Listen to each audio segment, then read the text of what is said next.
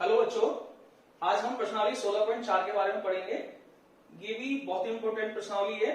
6 number के हिसाब से भी इसमें से भी बोर्ड परीक्षा में क्वेश्चन बन सकते हैं।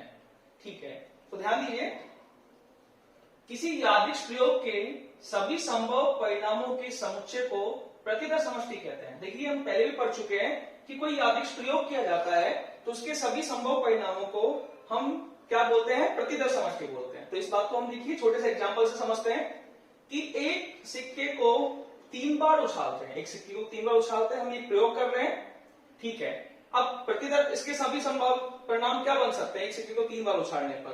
तो उन सभी संभव परिणामों का जब हम समुच्चय बनाते हैं तो उससे हमें प्रतिदर समष्टि मिलती है। तो ध्यान दीजिए, यहाँ पे प्रतिदर समष्टि क्या बन रही है? एक सिक्के को 3 बार उछालने पर तीनों एच एच एच मतलब तीनों चित आ सकते हैं।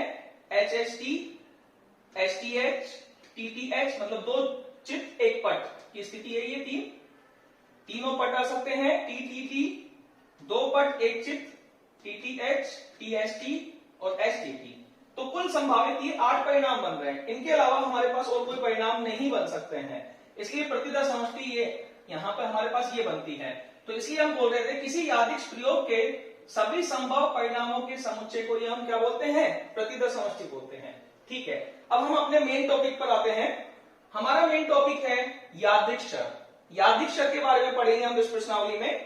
तो यादृच्छिक चर को मैंने 4 पॉइंटों में बताने की कोशिश करूंगा मैं आपको कि यह एक फलन होता है।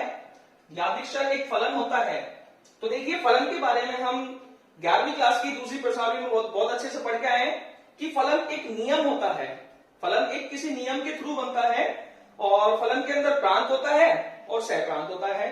ठीक है, तो यहां पे भी यादृच्छिक चर एक फलन होता है जिसका प्रांत उस प्रयोग की प्रतिदर समष्टि होती है और उसका जो सहप्रांत होता है वो आर होता है। क्योंकि यादृच्छिक चर कोई भी वास्तविक मान ग्रहण कर सकता है, इसलिए इसका सहप्रांत आर होता है। अब हम यहाँ पे यादृच्छिक चर को सामान्यतः एक्स वाई जेड से भी व्यक्त करते हैं। यहाँ पे हम यहाँ पे क्वेश्चन में एक्स से भी व्यक्त कर सकते हैं, वाई से भी या जेड से भी। ठीक है, अब हम यादृच्छिक चर को एक प्रयोग के द्वारा समझेंगे।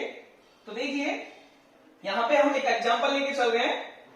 एक सिक्के को 3 बार उछालते हैं। ठीक है, अब हमने मान लिया कि यादृच्छिक चर यहाँ पर x जो है, यादृच्छिक चर को हमने यहाँ पे x से व्यक्त किया है।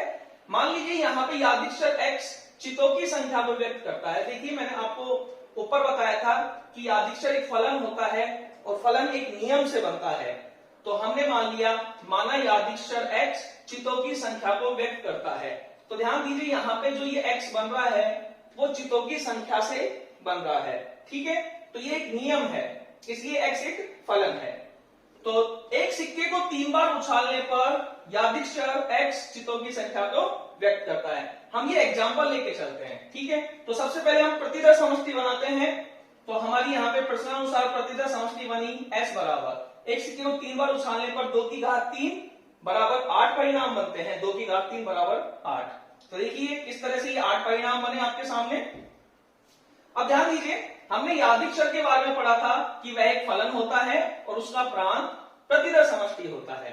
ठीक है, फलन के बारे में आपको बहुत अच्छे से पता है, 11वीं क्लास में आपने अच्छे से पढ़ा है कि फलन के नियम में हम प्रांत से मान उठाते हैं और हमें जो प्रांत का मान उठाने पर हमें जो आंसर मिलता है, प्रतिबिंब मिलता है, वो हमें किसमें मिलता है? सहप्रांत में मिलता है।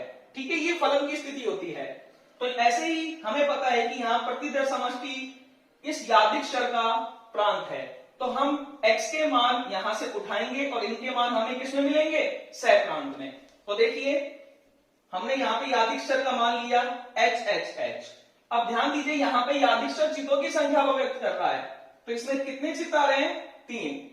तो x का मान हमने यहाँ प्रांत में से उठाया और हमें जो आंसर मिला वो सहप्रांत में मिला, संख्यात्मक मान। ठीक है, तो तीनों चित की स्थिति 3 हो गई। अब यहाँ पे x का मान हमने 2 x वाले लिए, 2 चित वाले लिए। ध्यान दीजिए, 2 चित। तो यहाँ पे x का मान 2 आया। अब हम x बराबर कोई भी चित की बात नहीं करते हैं, कोई भी चित नहीं आ रहा, तीनों पर पट आ रहा है। तो यहाँ पे x का मान 0 हो जाएगा। एक x वाला मतलब एक चित वाला, तो यहाँ पे x का मान एक एक आ रहा है। ठीक है, तो आप यहां पे ध्यान से देखिए, जो हमने यादृच्छर माना x चितों की संख्या को व्यक्त करता है, तो चितों की संख्या 4 तरह से व्यक्त हो रही है। तो ध्यान दीजिए, x का मान 0 भी हो सकता है, 1 भी, 2 भी और 3 भी हो सकता है। x बराबर 0 का मतलब है एक भी चित्र नहीं आया। तो ध्यान दीजिए, वो स्थिति ये बन रही है, एक भी चित्र नहीं आया। x का मान 1 भी हो सकता है, x का मान 1 है, तो ये 1 कब हो सकता है, जब हमें एक चित्र प्राप्त हुआ हो। तो ध्यान दीजिए, एक चित्र प्राप्त TTH, TST, STT, तो ये एक चित्र वाली स्थिति है जिनमें x को एक मान प्राप्त हुआ है। x को 2 मान भी प्राप्त हो सकता है जिनमें चितों की संख्या 2 आई है। ध्यान दीजिए, 2 H आ रहे हैं, 2 H आ रहे हैं, तो इनमें चितों की संख्या 2 आ रही है, इसलिए x को 2 मान प्राप्त हुआ है। और x को 3 मान भी प्राप्त हो सकता है जहां पे x तीनों चित्र प्राप्त हो। तो ध्यान दीजिए, यहाँ पे तीनों चित्र आ रहे हैं, तो इसलिए यहाँ पे x को 3 मान प्राप्त हुए हैं। ठीक है, अब हम इनके संगत प्रायिकता भी निकाल सकते हैं। तो x बराबर 0 कब आया, x को 0 मान कब मिला, जब तीनों पट आए हमारे पास, मतलब पट पट पट आए हैं हमारे पास, इसको टैल बोलते हैं हम, तीनों टैल आए हैं। तो ध्यान दीजिए, टैल आने के अनुकूल परिणाम 1 और कुल परिणाम 8, तो इसलिए x बराबर 0 की प्रायिकता 1/8। अब x बराबर 1 मान कब आया है, जब या तो TTH, TST या STT तीनों में से कोई सा भी एक आ जाए। तो अनुकूल स्थिति कितनी बन रही है, 3। ध्यान दीजिए, 3, x बराबर 1 का मतलब एक चित्र आना, तो 3 स्थिति बन रही है, तो 3/8, तो x बराबर 1 की प्रायिकता हो गई 3/8। अब हम x बराबर 2 की बात करते हैं। x बराबर 2 का मतलब है 2 चित्र आना, तो 2 चित्र आने के अनुकूल परिणाम ये बन रहे हैं HST, STH, THH। ठीक है, तो 3 अनुकूल परिणाम बन रहे हैं, कुल 8, तो 3/8। x बराबर 3 का मतलब है कि हमें तीनों स्थितियों पर चित्र मिलना, तो ये केवल एक ही परिणाम बन रहा है HHH, तो अनुकूल परिणाम बटे कुल परिणाम, तो 1/8। ठीक है, तो x के जितने भी संभावित मान ग्रहण किए गए उनके संगत प्रायिकता हमने यहाँ पे निकाली।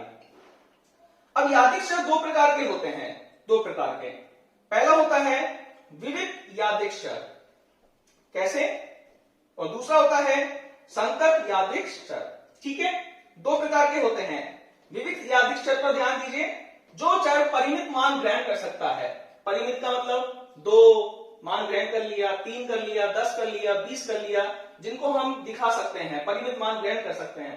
तो देखिए, जैसे यहाँ पे x ने 1, 2, 3 मान ग्रहण कर रहा है, तो ये परिमित स्थिति है।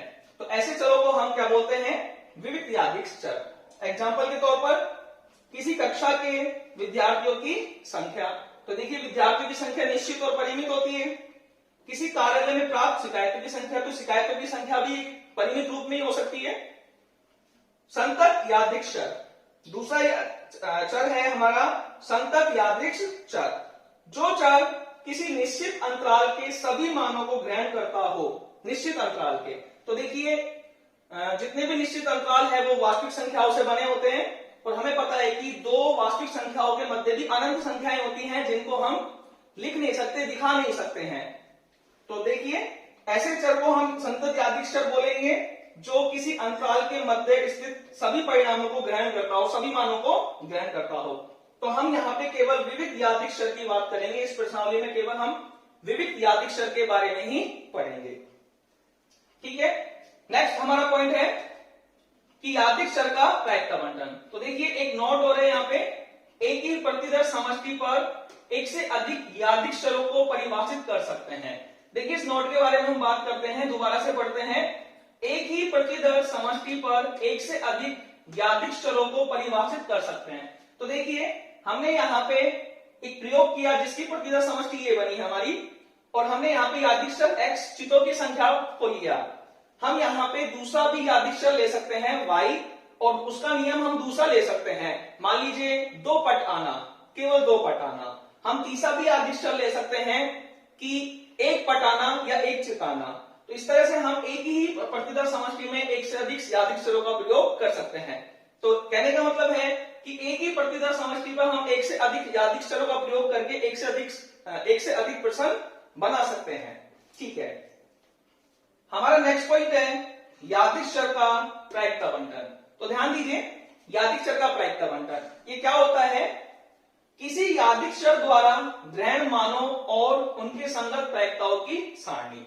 तो देखिए यहाँ पे जो प्रायिकता बंटन होता है वो यादृच्छिक चर के द्वारा जो मान ग्रहण किए जाते हैं और उन ग्रहण किए गए मानों की जो प्रायिकताएं होती हैं, यदि हम उनकी सारणी बनाएं तो उस सारणी को ही प्रायिकता बंटन सारणी मतलब प्रायिकता बंटन बोला जाता है। तो ध्यान दीजिए, इस तरह से हम इस सारणी को दर्शा सकते हैं। यहाँ पे x का कॉलम बनाया है, x के सभी संभावित मान आते हैं और उन x के सभी संभावित जो प्रायिकताएं होती हैं उनके मान लिखे जाते हैं यहाँ पे।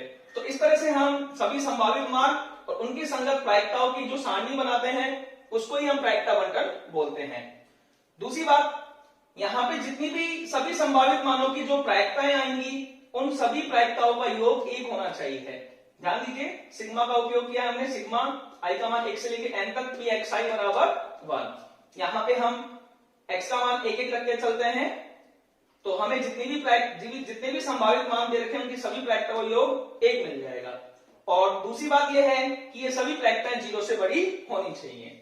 ठीक है, अब हम इस प्रायिकता बंटन को एक एग्जाम्पल के द्वारा समझते हैं। तो हम ऊपर दिए गए उदाहरण से बात करते हैं, ऊपर दिए गए उदाहरण से पॉइंट लेते हैं। तो यहाँ पे हम सिक्के को 3 बार उछाल रहे हैं और यादृच्छिक चर चित्रों की संख्या को व्यक्त कर रहा है। तो देखिए, जब हमने सवाल को आगे बढ़ाया तो यहाँ पे यादृच्छिक चर ने 0, 1, 2 और 3 मान ग्रहण किए और जिनकी संगत हमने प्रायिकताएं भी निकाली। यदि हम इनको प्रायिकता बंटन में दर्शाते हैं, सारणी में दर्शाते हैं, तो देखिए x का मान 0, 1, 2, 3 और उनकी संगत प्रायिकताएं 0 की प्रायिकता 1/8, x बराबर 1 की प्रायिकता 3/8, x बराबर 2 की प्रायिकता 3/8 और x बराबर 3 की प्रायिकता 1/8। तो ध्यान दीजिए, ये प्रायिकता बंटन है। यहाँ पे आप ध्यान दीजिए, प्रत्येक प्रायिकता 0 से बड़ी है, प्रत्येक प्रायिकता 0 से बड़ी है। ध्यान दीजिए, सबकी प्रायिकता 1/8, 3/8, 3/8, 1/8 आ रही है, तो सबकी प्रायिकताएं 0 से बड़ी हैं और सभी प्रायिकता का योग 1 के बराबर आ रहा है। ठीक है, अब हम इनके संबंधित एग्जाम्पल करेंगे। उदाहरण नंबर 22, एक यादृच्छिक चर x का प्रायिकता बंटन नीचे दिया गया है। ठीक है, तो देखिए प्रायिकता बंटन के बारे में, x के मान दिए हुए हैं 0, 1, 2, 3, 4, 5, 6, 7 और उनके संगत उनकी प्रायिकता है px 0 की 0, 1 की k, 2 की 2k, 3 की 2k, 4 की 3k, 5 की k स्क्वायर, 6 की 2k स्क्वायर और 7 की 7k स्क्वायर प्लस k। तो इस प्रायिकता बंटन को देखते हुए हमें निम्न ये 4 सवाल हल करने हैं। तो ध्यान दीजिए, सबसे पहले हमें k का मान ज्ञात करना है। तो k इस टाइम प्रायिकताओं के रूप में आया है। तो प्रायिकता बंटन के बारे में जब हमने पढ़ा था कि सभी प्रायिकताओं का योग 1 के बराबर होता है, कि जो भी प्रायिकता बंटन दिया हुआ होता है उसकी सभी प्रायिकताओं का योग 1 के बराबर होता है। तो हम जानते हैं कि प्रायिकता बंटन की सभी प्रायिकताओं का योग 1 के बराबर होता है। तो हम सभी प्रायिकता ले लेते हैं, x बराबर 0 की, x बराबर 1 की, x बराबर 2 की, x बराबर 3 की, x बराबर 4, 5, 6, 7 सभी की प्रायिकताओं का योग 1 के बराबर।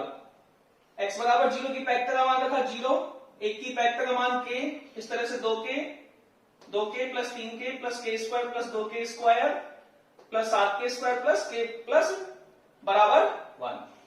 हमने यहाँ पे सबको जोड़ा तो देखिए 7k और 2k स्क्वायर और 1k स्क्वायर 10k स्क्वायर हो गए, 1k, 2k, 2k, 3k, 9k minus 1। ठीक है, अब ध्यान दीजिए, यहां पे ये द्विघात समीकरण बन गई है। इस द्विघात समीकरण में k के स्थान पर -1 रखने पर, k के स्थान पर -1 रखने पर यह द्विघात समीकरण 0 होती है। तो k का मान -1 रखने पर ये द्विघात जब 0 होती है तो k + 1 इसका एक गुणनखंड होगा। तो ध्यान दीजिए, मैंने यहाँ पे k + 1 लिख दिया है। ठीक है, अब मुझे वापस से द्विघात समीकरण बनानी है।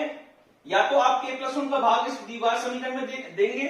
जब आप k + 1 का भाग द्विघात समीकरण में देंगे तो आपके पास जो शेषफल, जो भागफल बचेगा वो बचेगा 10k - 1।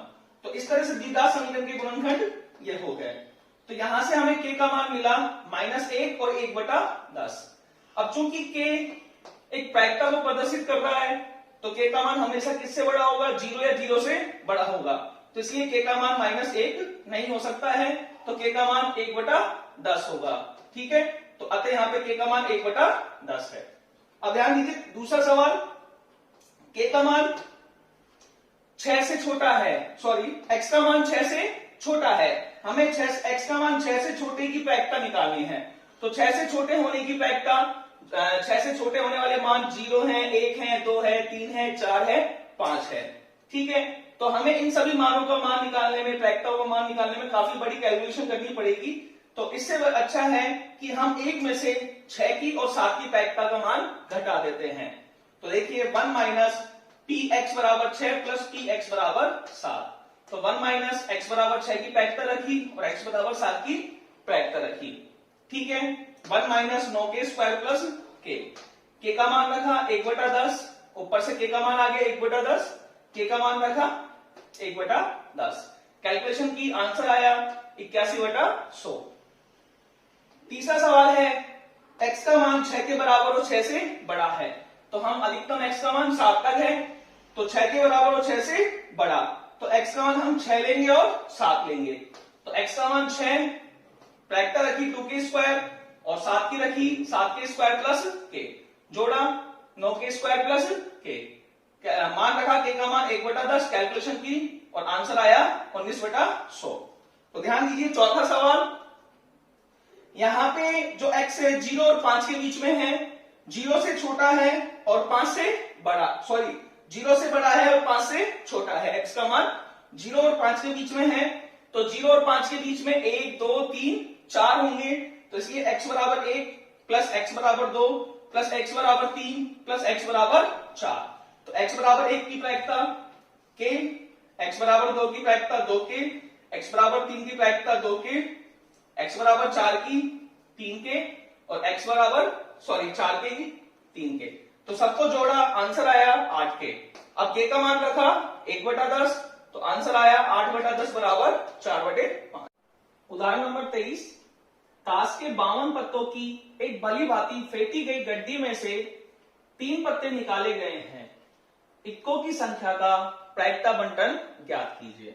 ठीक है, सबसे पहले मैं आपसे यह बात करता हूं कि 52 पत्तों में से जब भी 3 पत्ते निकाले जाते हैं तो हम यहाँ पे संचय वाले सूत्र का उपयोग करते हैं। और दूसरी बात है, यहाँ पे इक्कों की संख्या का प्रायिकता बंटन बनाना है, तो हमें पता है कि प्रायिकता बंटन यादृच्छिक चर की सहायता से बनता है और यहाँ पे यादृच्छिक चर किसी संख्या को व्यक्त करता है, तो इसलिए यहाँ पे यादृच्छिक चर x इक्कों की संख्या को व्यक्त कर रहा है। ठीक है, अब हम सवाल को आगे बढ़ाते हैं। कुल पत्ते हमारे पास 52 हैं, इक्के हमारे पास 4 हैं और अन्य पत्ते हमारे पास 48 है। अब प्रश्नानुसार हमने x जो है इक्कों की संख्या के बराबर मान लिया, x बराबर इक्कों की संख्या।